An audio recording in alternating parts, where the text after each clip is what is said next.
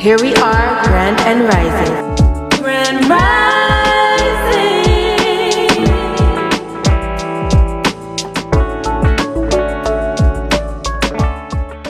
Question: who do you think will be the biggest enemy that you will have in this life? You see, the Bible says things like, we wrestle not against flesh and blood, but against principalities, powers, rulers of darkness, spiritual wickedness in high places. It says things like, resist the devil and he'll flee.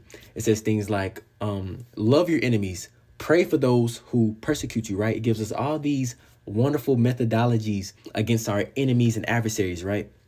But against the flesh, the Bible says things like this: kill the flesh, crucify the flesh, give no provision for the flesh. You see, we don't play with flesh, we take it out. Our greatest enemy is ourselves. It's you versus you. If you've read about Jesus praying in the Garden of Gethsemane in Matthew chapter 26 and Luke chapter 22, you'll see that it's Jesus praying in this garden, right? And he's praying to God. And basically he's telling God, if it's possible, take this cup of suffering away from him, meaning he didn't want to die on the cross. It's a painful death.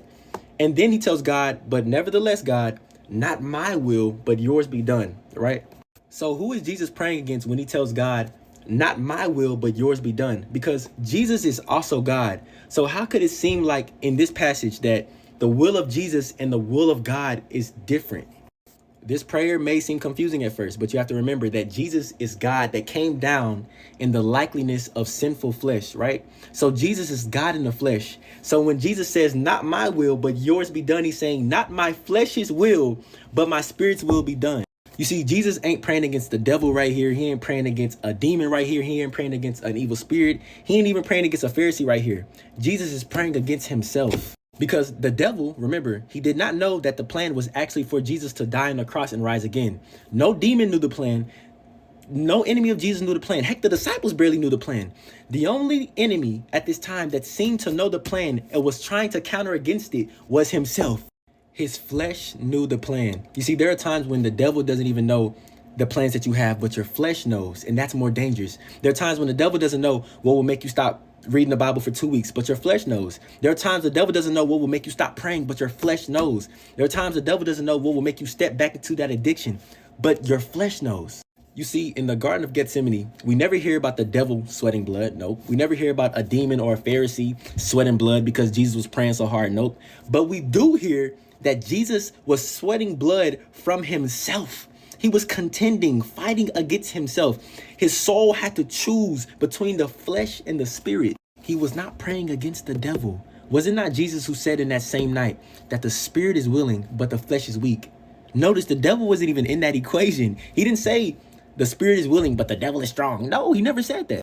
You see, the devil can't really do much without a man's flesh giving him access. Between you and your flesh, the devil is just like the third party. For God to save our souls, he didn't have to kill the devil. No. What'd he do? He killed himself in the flesh, metaphorically and then literally. It's you versus you. And that's how Jesus saw his life. That's why he never told us, if you want to follow me, you have to deny the devil, carry your cross and follow me. No, he gave you the blueprint of his life. That's why he said, if you want to follow me, you have to deny yourself, then carry your cross, then follow me. You see, God never told Adam that, Adam, in the day that the devil makes you eat of the fruit, you'll die. No, he said, Adam, the day that you eat the fruit, you will die. Notice God never even mentioned the devil there. Why? Because he was giving us the real battle. And we know the spirit can't sin against God. So when God told Adam, the day that you eat of it, you will die. Which you was he talking about? Which you of Adam ate the fruit? It's the same you that Jesus was praying against in the garden. The flesh. The devil didn't shove the fruit in Eve's mouth. All he did was make Eve fight herself. Imagine a world where everybody could deny their flesh perfectly like Jesus. The devil would be essentially powerless. He would barely be brought up in conversations. I'm telling you, the battle is you versus you. And you need God to fight this battle because only God knows you better than you.